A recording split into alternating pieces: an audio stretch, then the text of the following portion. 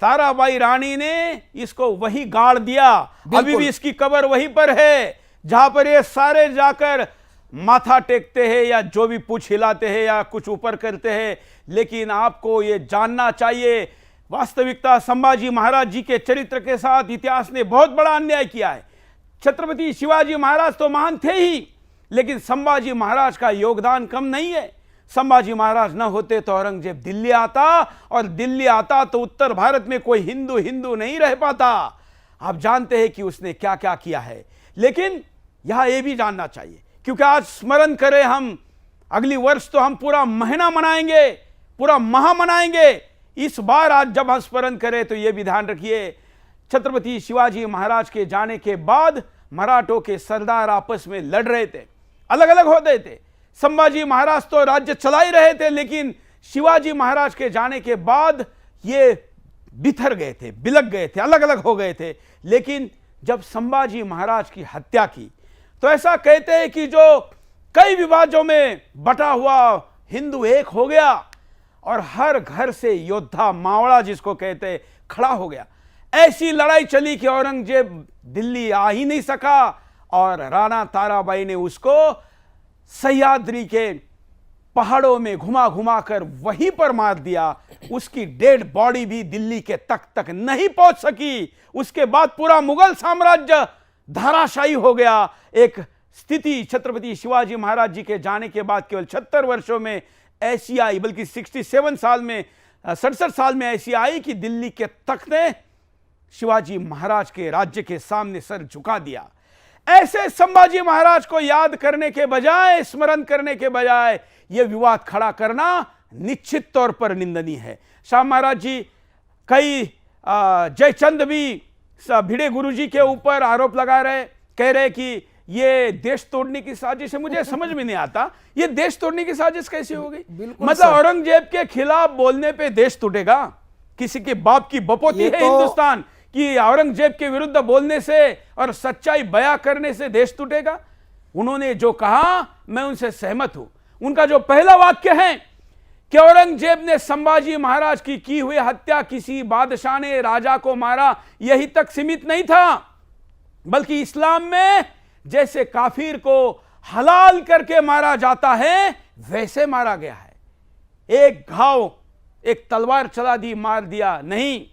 औरंगजेब तो तोफ के सामने शत्रु को बांधता था और एक तोप से, एक बम से उड़ा देता था। लेकिन संभाजी महाराज ऐसे योद्धा थे, ऐसे महापुरुष के पुत्र थे, ऐसी सेना उन्होंने खड़ी की थी जो अपना पूरा न्योछावर करने के लिए तैयार थी, नेतृत्व के बगैर भी जहादियों के विरुद्ध लड़ती थी। इसलिए कड़ा संदेश देना था। इसलिए औरंगजेब ने उनको जब गिरफ्तार किया, धोखे से गिरफ्तार किया, उनकी सेना में जो मुसलमान था उसकी फितूरी के बाद उसको जब गिरफ्तार किया तो उसके बाद उनको कहा कि पहले उसको पता था कि इनको मारना फायदे का सौदा नहीं है, इसलिए गिरफ्तारी के बाद उसने ऑफर रखी कि मैं ये शिवाजी महाराज ने जितना राज्य बनाया था उससे बड़ा राज्य, जो कि निजाम शाही, आदिल शाही, कुतुब शाही, ये सारे औरंगजेब के चरणों में लीन हो गई थी, ये मैं संभाजी महाराज आपको देकर जा रहा हूं, आप मेरे आधिपत्य में आइए।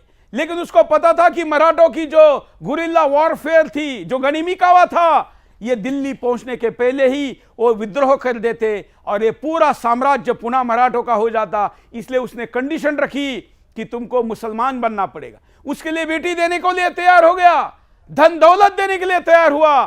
संभाजी महाराज माने नहीं तो संभाजी महाराज को कैद करके रखा। उसके बाद जल्लाद ने एक दिन संभाजी महाराज के आंखों को फोड़ा। इतने तड़पते हुए संभाजी महाराज को पूछा, जंजीर से बांधे हुए महाराज को पूछा कि बोल, अब आंखें चली गई है, जान भी चली जाएगी, अभी भी हाँ बोल, मुसलमान बन जा, इस्लाम कबूल कर, मैं तुमको बख्श दूंगा। आंखें चली गई थी, लेकिन उसी तेज के साथ संभाजी महाराज ने कहा कि जान देने के लिए तैयार हूं, बार बार देने के लिए तैयार हूं, लेकिन इस्लाम कबूल नहीं करूंगा। उसके बाद अगले दिन दांत तोड़े गए।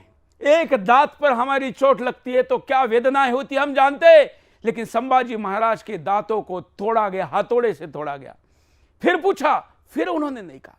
उसके बाद नाखूनों को खींच कर निकाला गया, हाथ और पैरों के नाखून निकाले गए, रोज वेदना देनी थी, हलाल करना था, तड़पाना था, संदेश देना था कि इस्लाम के ताकत के विरुद्ध खड़े होने वाले का हम क्या हाल करते हैं। लेकिन ये शिवाजी महाराज की संतान थी, झुके नहीं, आगे बढ़े। अगले दिन उंगलियां काटी, फिर हाथ काटे, पैर काटे, जीवा खींच ली।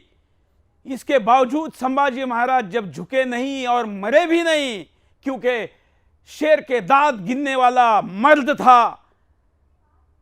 उसके बाद ऐन जब हिंदू साम्राज्य नववर्ष मनाता है, तो गुड़ी पाड़वा जिसको कहते हैं, हमारा नववर्ष आता है, उसको हम ना मनाएं।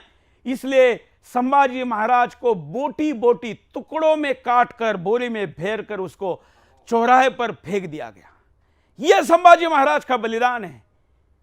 किस लिए? केवल हिंदू पदपादशाही अर्थात छत्रपति शिवाजी महाराज ने स्थापन किया हुआ हिंदुओं का राज्य बचा रहे और किसी भी कीमत पर भगवा हरे रंग के झेंडे के नीचे गुलाम न रहे। इसलिए यही तो याद दिला रहे ना भिड़े गुरु जी, और क्या करे। लेकिन और तो कोई कर नहीं रहा है। बाकी सब लोगों को राजनीति करनी है, बाकी सबको सत्ता चाहिए, बाकी सबको संगठन चाहिए, किसी को मुसलमानों के खिलाफ वो ऐतिहासिक तथ्य बनाकर दुश्मनी नहीं लेनी है, जान की जोखिम नहीं उठानी है। भिड़े गुरु जी उठा रहे, हम भिड़े गुरु जी के साथ हैं, किसी भी कीमत पर है। और भिड़े गुरु जी पर हमला करने के पहले सुरेश चौहान कैसे निपटना पड़ेगा, यह भी ध्यान रखो। शाह महाराज। बिल्कुल सर जी। अब भिड़े गुरु जी पर ये लोग जो आरोप कर रहे हैं, तो मुझे हंसी आती है। 100 चूहे खाकर बिल्ली चली हाज, या उल्टा चोर कोतवाल को डांटे, ये कहावतें याद आती है। भिड़े गुरु जी ने क्या गलत कहा है? औरंगजेब हत्यारा था। औरंगजेब इतिहास के दरबार में अपराधी है, आज भी अपराधी है। वो क्रूर, कपटी, नीच, दुष्ट, पाखंडी, ढोंगी था औरंगजेब। संभाजी महाराज की हत्या की उसने, और यही सत्य इतिहास भिड़े गुरु जी बता रहे। और भिड़े गुरु जी बोल रहे जिस तरीके से, जिस सिद्धांत के, उनके सिद्धांत के अनुसार यह हत्या की है, वही आतंकवाद आज भी मौजूद है देश में और दुनिया में भी। और जब ये भिड़े गुरु जी स्टेटमेंट दे रहे थे, जब ये बात बोल रहे थे, ठीक उसी समय बांग्लादेश में इस्कॉन मंदिर पर हमला हुआ।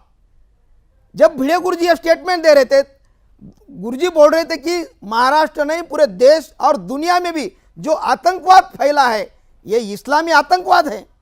तो तभी इस्कॉन मंदिर पर हमला हुआ, और हर अपन दुनिया में अलग अलग देशों में भी देखते हैं। तो इसलिए सत्य इतिहास बताना, इसलिए संभाजी महाराज, संभाजी भिड़े गुरु जी ने कही हुई बात पर चर्चा होनी चाहिए। क्या यह केवल संभाजी महाराज के साथ हुआ? भिड़े गुरु जी कह रहे हैं कि यह तो दुनिया के बाकी देशों में अन्य लोगों के साथ भी किया गया। तो फिर ये इस्लामी रीति रिवाज से किया, ये इतिहास भी लिखता है, तो फिर क्यों नहीं भिड़े गुरु जी को ये बोलने का अधिकार है। हम इस मुद्दे पर आज यहीं पर रुकते हैं, आगे बढ़ते हैं। शाह महाराज जी, आपका भी धन्यवाद, और महाराष्ट्र के उन तमाम जनता को जो शिवाजी महाराज जी का नारा तो लगाती है स्वार्थ के लिए, लेकिन संभाजी भिड़े गुरु जी के साथ अगर खड़ी नहीं है तो डूब मरो, इतिहास आपको माफ नहीं करेगा।